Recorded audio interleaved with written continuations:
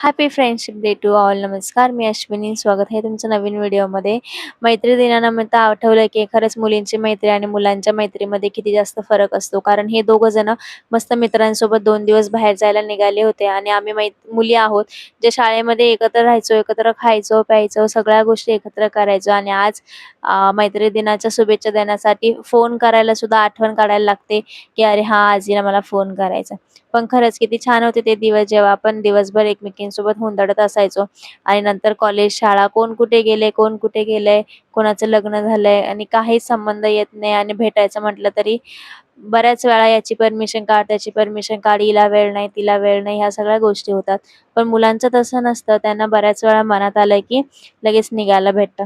असो, मैत्री दिनाच्या खूप सगळ्या शुभेच्छा आणि माझ्या सगळ्या मैत्रिणींना खूप जास्त मिस करते. असंच आम्ही मस्त दिवस स्पेंड केला होता आणि संध्याकाळच्या वेळी यांच्यासोबत बाईकवर फिरत होते.